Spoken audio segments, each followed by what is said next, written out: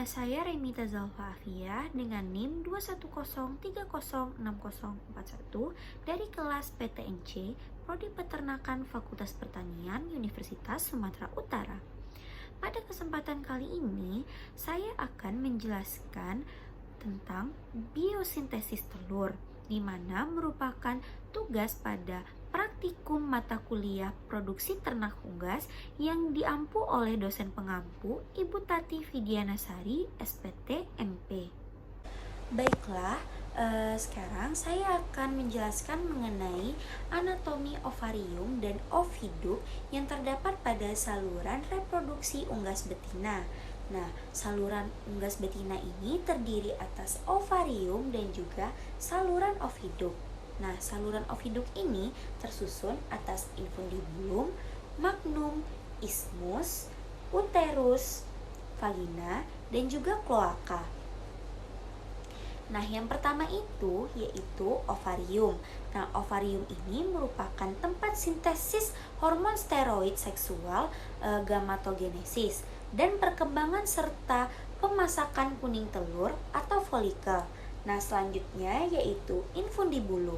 Nah, infundibulum ini memiliki panjang sekitar 9 cm. Nah, infundibulum ini berfungsi untuk menangkap iok yang sudah matang yang berasal dari ovarium. Nah, sehingga iok tersebut bisa masuk ke dalam saluran oviduk. Yang selanjutnya akan menuju ke saluran magnum. Nah, magnum ini memiliki panjang sekitar 33 cm yang berfungsi untuk sintesis albumen kental dan cair serta sintesis kalaza. Nah, proses ini berlangsung sekitar 3 jam. Nah, selanjutnya yaitu ke saluran isthmus. Nah, isthmus ini memiliki panjang kira-kira 10 cm. Nah, pada isthmus ini terjadi sintesis membran kerabang yang berlangsung sekitar 1-2 jam. Nah, selanjutnya kita masuk ke uterus. Nah, uterus ini memiliki panjang kira-kira 10-12 cm. Nah, pada uterus ini terjadi dehidrasi putih telur atau plumping, kemudian pembentukan kerabang telur. Nah, proses ini memakan waktu sekitar 18 hingga 21 jam. Selanjutnya yaitu kita masuk ke vagina. Nah, vagina ini merupakan tempat terjadinya pembentukan kutikula. Telur akan melewati vagina ini secara cepat sekitar kurang lebih 3 menit. Nah, selanjutnya yaitu kita masuk ke saluran terakhir yaitu kloaka. Kloaka merupakan ujung di mana tempat telur akan keluar. Nah, lalu selanjutnya saya akan menjelaskan mengenai sintesis iok. Nah, proses sintesis iok ini diawali dari kelenjar pituitari akan melepaskan hormon gonadotropin. Nah, hormon gonadotropin ini akan menembus ke thecal layer yang akan menghasilkan hormon estrogen. Nah, hormon estrogen ini memiliki fungsi yaitu untuk mensintesis bahan penyusun iok yaitu asam amino, fosfor, kalsium, dan juga lipid. Nah, proses ini terjadi di dalam nucleus liver atau hati. Nah, kemudian hasil sintesis pada hati ini akan menghasilkan beta lipoprotein dan juga viteloginin.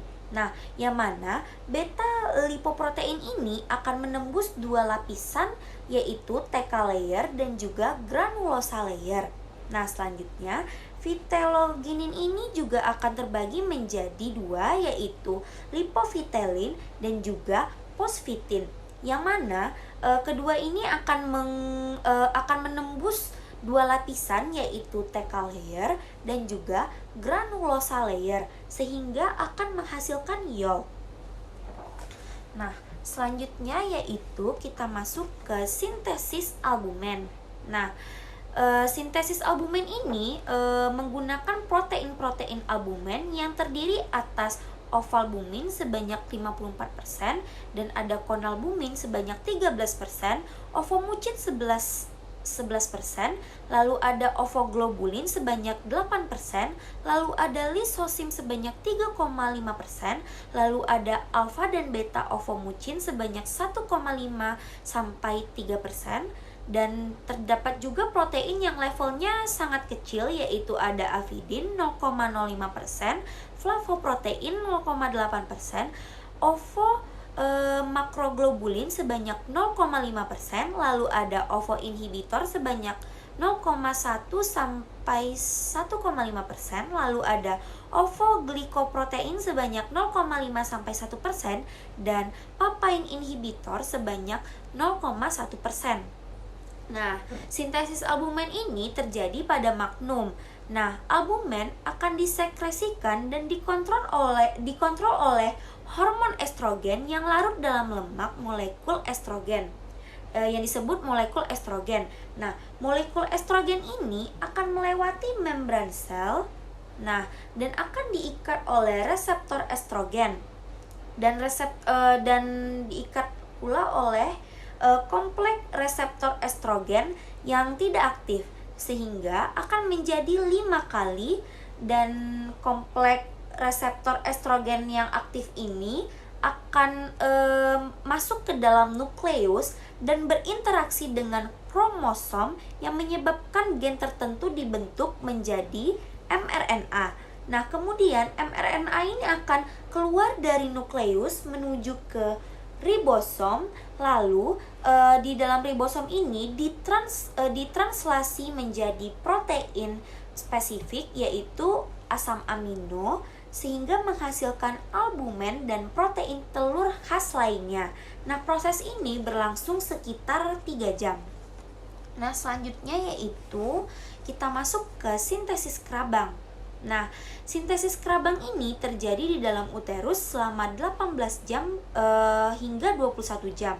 Nah, sintesis kerabang ini terjadi dikarenakan adanya ion kalsium dan juga karbonat yang berada di plasma darah.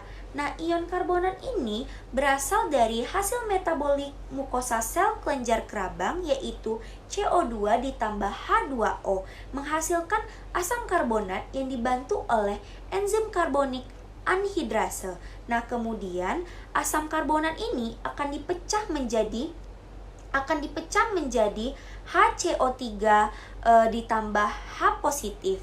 Nah, kemudian asam karbonat ini akan masuk ke dalam cairan kelenjar kerabang dan kemudian melepas hidrogen. Lalu kalsium dari plasma darah akan menuju ke mukosa sel kelenjar kerabang. Nah, lalu akan masuk ke dalam cairan dalam kelenjar kerabang dan akan bergabung dengan CO3 menghasilkan kalsium karbonat, yaitu kerabang telur. Baik, sekian penjelasan dari saya. Assalamualaikum warahmatullahi wabarakatuh.